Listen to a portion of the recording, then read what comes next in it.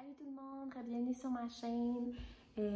Sur Instagram et sur ma première vidéo, il y a beaucoup de gens qui voulaient savoir dans le fond mon récit d'accouchement. Fait que Théo fait dodo, je vais pouvoir vous dire ça plus en détail. En fait, moi j'ai accouché à 39 semaines.4. J'ai commencé à avoir des grosses contractions à partir de 39 semaines. Moi, j'ai accouché le 2 août, puis à partir du 1er août, j'ai commencé à plus être capable de manger. J'avais tellement mal au cœur, j'avais des grosses contractions que pour moi, c'était impossible de manger. La nuit passée, ça a été extrêmement difficile, j'ai pas été capable de dormir. Puis le matin, dans le fond, nous, c'est notre premier bébé. Fait que le matin du 2 août, mon chum, même lui, il savait pas vraiment quoi faire pour m'aider. Fait qu'il a appelé ma mère. Ma mère est venue à la maison. Elle a bien remarqué que j'étais comme plus capable, que c'était pas des fake contractions. Parce que moi, faut savoir que dans le fond, les 4 jours avant d'accoucher, j'ai été à l'hôpital 2 fois. Parce que j'avais des contractions, puis mon médecin elle m'a dit qu'il fallait que j'y aille si je les avais pendant 1 heure ou 5 minutes, si je me trompe pas. Fait que moi j'ai été à l'hôpital, mais les 2 fois ils m'ont retourné parce que le travail n'était pas assez avancé qu'ils m'ont dit. Ma mère est venue à la maison le matin de mon accouchement, le 2 août. Puis quand elle a vu que c'était vraiment des contractions quand même assez fortes, elle m'a dit là on arrête de niaiser. Et dans le fond, c'est elle qui a appelé l'hôpital. J'ai accouché à Anna-la-Berge. Elle les a appelés, puis elle leur a dit là, faut que vous checker ma fille parce que c'est sûr qu'elle doit être en vrai travail. Donc, eux autres, ils ont dit parfait, ben venez-vous-en, puis on va regarder ça à l'hôpital. Rendu à l'hôpital, à cause de la COVID, mon copain ne pouvait pas rentrer juste à temps qu'ils disent le go. Que dans le fond, c'est vraiment la journée que je vais accoucher. Moi, je rentre là toute seule, je pleure, faut que je me rende au pavillon de maternité toute seule. Dans le fond, je suis pliée en deux. J'ai de la misère à marcher. Rendue là-bas, il me disait ok, on va t'observer pendant 30 minutes, 1 heure, voir si dans le fond ton travail avance. Fait que ils m'ont regardé pendant 1 heure. Je pense que je suis arrivée là-bas puis j'étais à 1,5 cm. Donc, ils m'ont regardé, on a attendu 30 minutes, 1 heure, puis ils ont vu que dans le fond, j'étais à 1,5 cm, puis je pense que je me suis rendue à 2. Fait qu'ils ont dit, OK, on va te garder, mais on n'est pas sûr que tu peux accoucher aujourd'hui. Fait que là, moi, non, là, tu comprends pas, là. Là, ça fait 4 jours que je suis comme ça, là. C'est aujourd'hui que j'accouche, puis si, genre, vous le faites pas sortir, je vais le sortir par moi-même. Fait que là, les infirmières étaient comme, OK, mais on va te mettre dans ta chambre, puis on va voir comment ça va. Fait que là, ils me mettent dans ma chambre.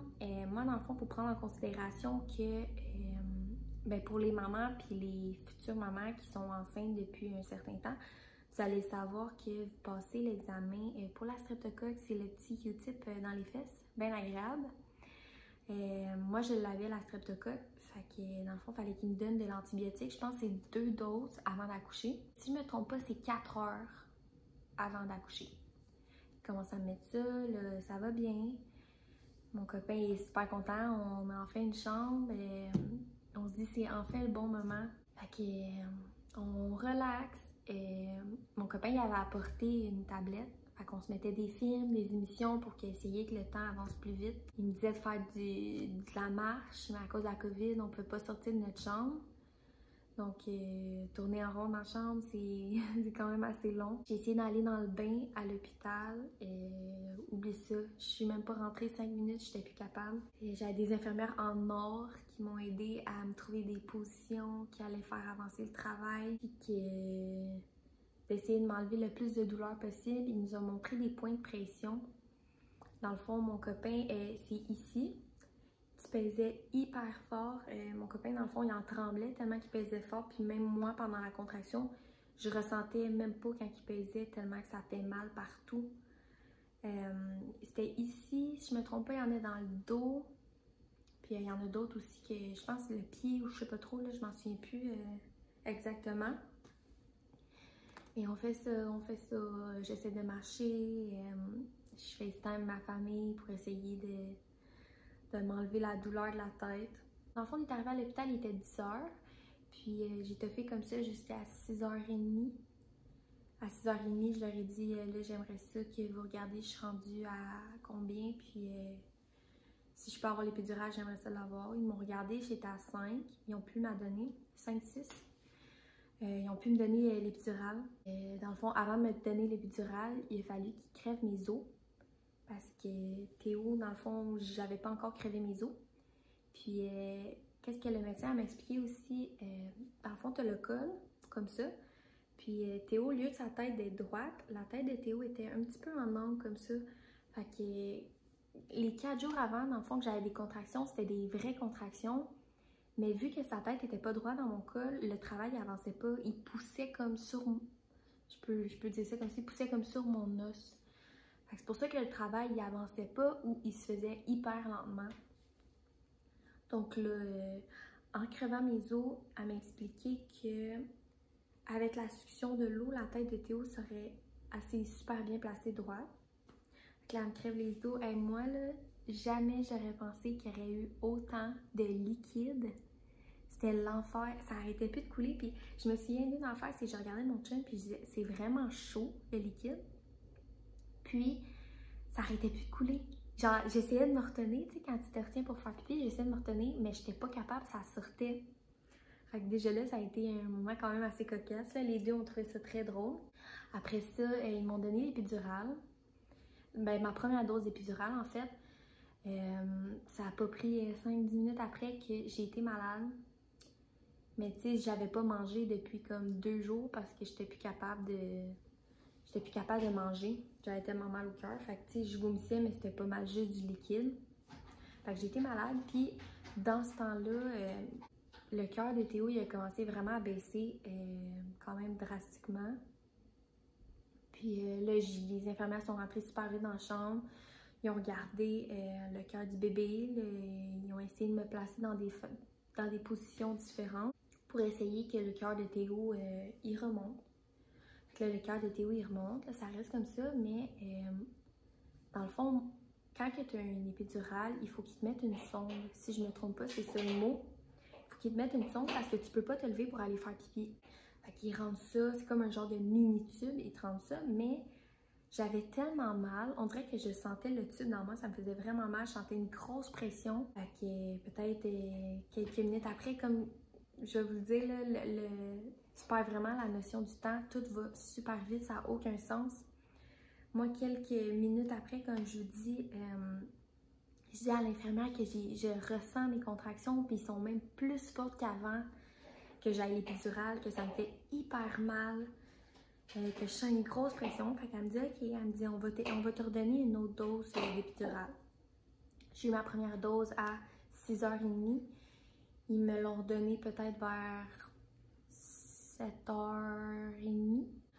Fait qu'ils me donnent une autre dose. Moi, comme à la première, 5 minutes après, je suis malade, mais là, le cœur de Théo, il descend encore plus bas et plus vite. Donc là, les infirmières, ils rentrent. Moi, je dis que j'ai mal, ça n'a aucun sens, que c'est pas normal, que je sens vraiment fort les contractions. Donc là, l'infirmière a dit, OK, elle dit, je vais regarder, t'es rendu où, tu sais, puis en même temps, je vais replacer ta sonde. Là, ça reste comme ça. Là, elle regarde, je suis rendue, si mon col a dilaté plus, parce que le médecin, elle me dit que quand il crève les os, puis il donne l'épidurale, le temps, dans le fond, ton travail se fait plus lentement. Elle me dit, on va regarder, t'es rendu à combien? Fait que, dans le fond, quand ils ont regardé, j'étais rendue à combien? J'étais rendue à 9, presque 10 cm. Les infirmières, ils capotaient. Ils se sont dit, en 1 heure, c'est pas normal. Dans 1h15, à peu près, j'ai passé de 5 à 10. Le travail s'est fait hyper vite. Puis c'est pour ça que les infirmières m'ont expliqué, dans le fond, l'épidurale, elle a comme pas eu le temps de faire effet parce que le travail s'est fait... Ben, oui, ça a eu le temps un petit peu de faire effet, mais pas à son maximum parce que le travail était beaucoup trop vite. Fait que là, dans le fond, elle m'a enlevé la sonde. Ils ont commencé à tout rentrer. Au moins 10 infirmières ont rentré d'une chute. Les affaires du bébé, la grosse machine, les lumières... le médecin, parce que moi, dans le fond, j'ai eu un médecin, puis j'ai eu comme une apprentie, c'est elle qui m'a accouchée. Les autres, ils rentrent et ils enlèvent la deuxième partie du lit parce que dans le fond, le lit est comme ça, puis tu as une partie ici. Cette partie-là, ils l'enlèvent pendant que c'est le travail. Donc là, c'est ça. Ils enlèvent l'autre partie. Ils commencent à me positionner parce que moi, dans le fond, mes jambes étaient hyper lourdes à cause de l'épidurale. Ils commencent à me placer, puis ils me disent « Ok, Sabrina, t'es rendue à 9-10 cm, on va se préparer à pousser. » Moi, mon cœur, je capote. Je pleure, ça n'a aucun sens. J'ai l'air, je pense, d'un enfant de 4 ans. En grosse crise, je pleure, je pleure. Mon copain, il a les yeux pleins d'eau. Je me souviens, il me regardait et il me disait « Ça va bien aller, t'es bonne, on va faire ça ensemble. » Je pleurais. La seule affaire que je répétais, c'est « Je veux pas accoucher, j'en veux plus de bébé. » Puis les infirmières, ils trouvaient ça drôle, là. Ils savaient que c'était comme sur le coup de l'énervement. Fait que là, moi, je pleure, je dis j'en veux plus, je veux plus accoucher. Puis tout ça, là, ils sont comme ben, t'es un petit peu trop tard, là, ça va être le temps de pousser. Fait que là, ils me mettent en position. Mon copain, depuis le début, dans le fond, qu'on a su que j'étais enceinte, lui, il m'a toujours dit je serai pas capable de regarder parce que je vais tomber dans les pommes. Fait que là, moi, ça fait mon affaire. Je veux pas que tu regardes mon entrejambe quand il y a un bébé qui sort de là, tu sais, c'est pas la meilleure des affaires à avoir. Fait que là, ils me disent de pousser, mais moi, je comprenais pas le principe de pousser un bébé. Fait que je faisais juste forcer comme ça, puis je forçais de la face, j'étais toute rouge.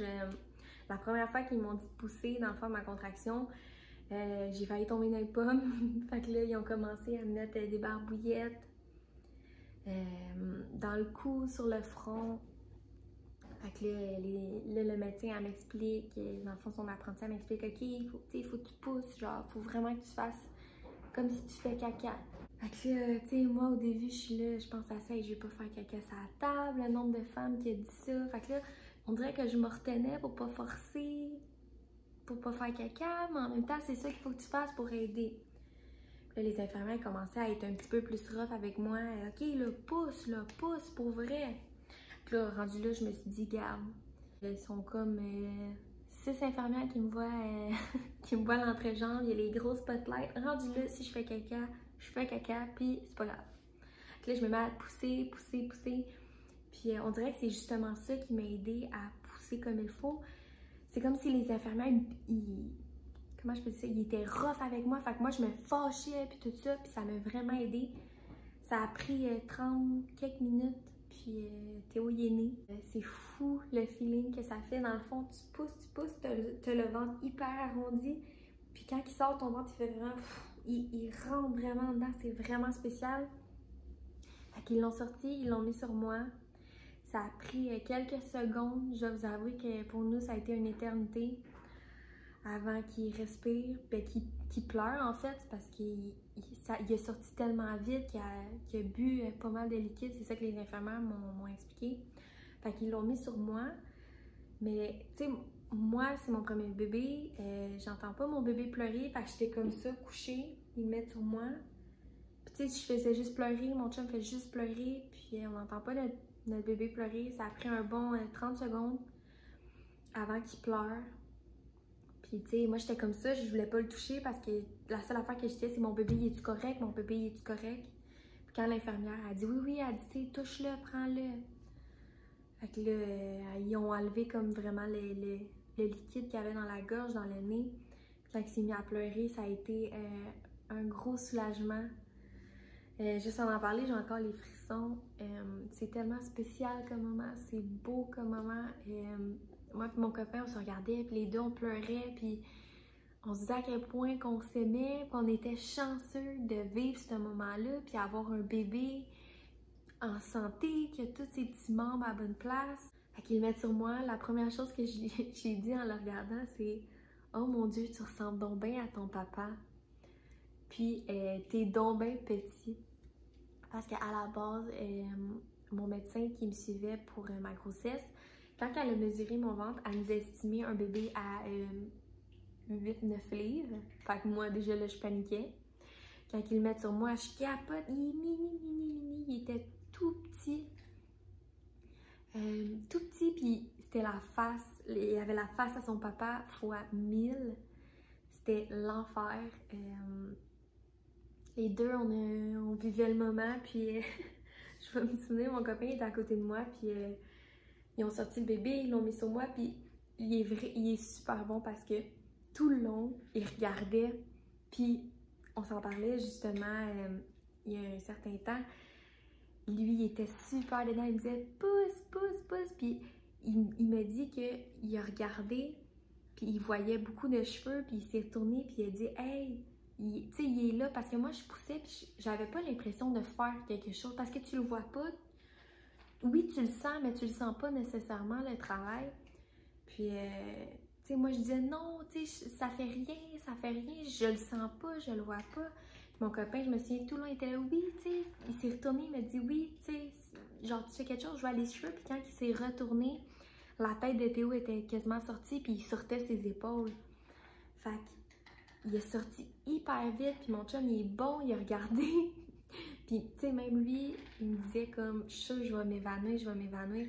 Ils l'ont mis sur moi, puis l'infirmière a regardé mon copain, puis elle a dit, OK, papa, va prendre un break, va t'asseoir, parce que mon copain, il était blanc, blanc, blanc. Tu sais, c'est quand même spécial là, pour les papas. Eux autres, ils sont comme au premier plan, ils voient tout. Fait que mon copain, il s'assoit, il pleure, il pleure. Il a pris une photo aussi, dans le fond, quand j'ai Théo sur moi. Si je peux, je vais l'insérer juste ici. Dans le fond, là, Théo, il était sur moi. La première chose que Théo voulait faire, dans le fond, il essayait de trouver mon sein, il voulait vraiment téter.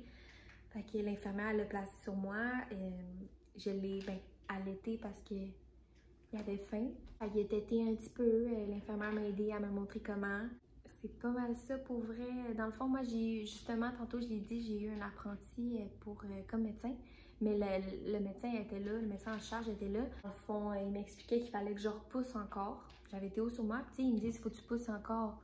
Fait que moi, dans l'énervement, je suis comme, est-ce que j'ai un autre bébé qu'il faut que je pousse encore? Genre, j'ai dit un autre bébé que je savais pas. Fait que là, les infirmières, ils rient, là, ils m'expliquent, non, tu sais, il faut que tu pousses la placenta. Fait que je pousse le placenta, il sort. Puis dans le fond, moi, j'ai pas déchiré, mais j'ai eu des lésions comme à l'intérieur, sur les parois, si je me trompe pas. Fait qu'ils ont fallu qu'ils fassent des points là.